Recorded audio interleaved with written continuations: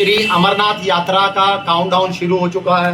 तमाम जम्मू कश्मीर के लोग और ख़ास करके पर्यटक व्यवसाय से जुड़े लोग जो है वो काफ़ी उत्साहित हैं। प्रशासन की तरफ से भी जो है तमाम सुविधाएं देने के लिए, हर संभव सुविधाएं देने के लिए युद्ध स्तर पर जो है इस समय तैयारियां जोरों शोरों से चल रही हैं। देखिए, जहां तक जम्मू कश्मीर की अर्थव्यवस्था का सवाल है तो बहुत हद तक हमारी अर्थव्यवस्था भी जो है पर्यटक और यहाँ आने वाले धार्मिक यात्रियों पर टिकी हुई है। हालांकि पिछले साल जो 22 अप्रैल को पहलगाम हमला, वो काला दिन और वो नापाक कृत्य अगर याद करें तो अब उस समय हमारी अर्थव्यवस्था जो है वो काफ़ी हद तक प्रभावित हुई थी। हालांकि उसके तत्काल बाद जो 7 मई को ऑपरेशन सिंदूर चलाया गया उसमें स्थितियां काफ़ी ज़्यादा बदली, मगर अभी तक हमारी अर्थव्यवस्था पूरी तरह से जो है वो पटरी पर नहीं लौटी है। हालांकि पूरी उम्मीद है कि इस बार जो अमरनाथ यात्रा होगी रिकॉर्ड संख्या के अंदर होगी।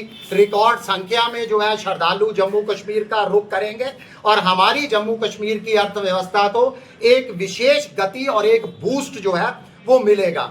आज आप लोगों के माध्यम से शिवसेना यूबीटी जम्मू कश्मीर इकाई प्रशासन के समक्ष, सरकार के समक्ष, श्राइन बोर्ड के समक्ष और विशेष तौर पर जम्मू कश्मीर के माननीय उपराज्यपाल जी के समक्ष, जो कि अमरनाथ श्राइन बोर्ड के चेयरमैन भी है, मांग करती है कि यात्रियों को देने वाली सुविधाओं को लेकर, उनको सेवाओं से लेकर जितने भी आप आउटसोर्स करते हो, जो टेंडर निकालते हो, उसके अंदर मात्र और मात्र प्राथमिक स्थानीय लोगों को जो है वो दी जानी चाहिए।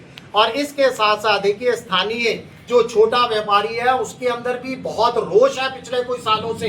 जो घोड़ा सप्लाई करते हैं, जो पिट्ठू वाले हैं, जो बिस्तर, जो टेंट देते हैं, बिस्तर देते हैं, शौचालय की व्यवस्था करते हैं, उनका आरोप है कि पिछले कुछ सालों से बड़े ठेकेदारों और बाहरी ठेकेदारों को जो है तमाम टेंडर आवंटित कर दिए जाते हैं। ये लोग जो है, छोटा व्यापारी हाथ मलता रह जाता है। आप याद कीजिए आतंकवाद का वह दौर, इन्हीं व्यापारियों, ये छोटे ठेकेदारों के कारण जो है श्री अमरनाथ यात्रा सुचारू रूप से चलना जो है वो संभव हुआ था। बहुत अहम रोल निभाया था इन्होंने।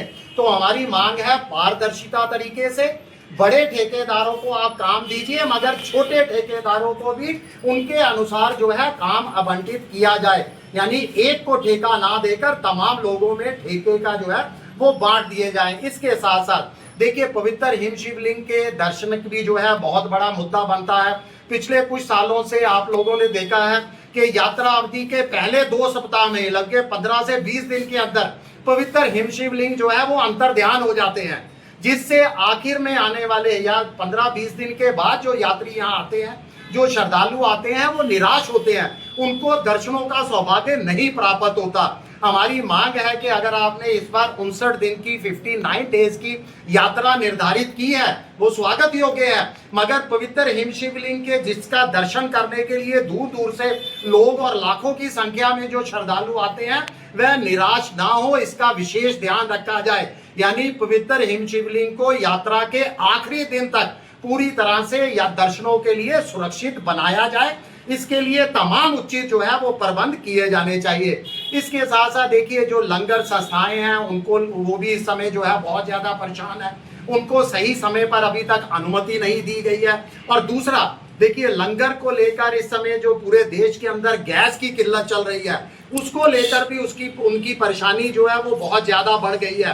हाल ही के अंदर आपने देखा है कमर्शियल सिलेंडर के अंदर बेतहाशा बढ़ोतरी की गई है। उनको डर है कि वो कैसे जो है वो लंगर बनाएंगे, कैसे उसको सर्व करवाएंगे, क्योंकि सिलेंडर की कहीं उनको दिक्कत ना आए। तो हमारी प्रशासन से मांग है कि जो संस्थानें हैं जो लंगर सेवा देती है उनको कमर्शियल नहीं बल्कि डोमेस्टिक सिलेंडर के जो है अनुमति दी जाए लंगर बनाने के लिए, और वो डोमेस्टिक सिलेंडर भी उनके लिए जो है वहाँ पर किए जाएं, उनका जो है अरेंज किए जाने चाहिए, ताकि लंगर के अंदर किसी तरह का विघ्न ना हो, श्रद्धालुओं को कोई परेशानी ना हो और लंगर संस्थानों को किसी तरह की कोई परेशानी ना हो।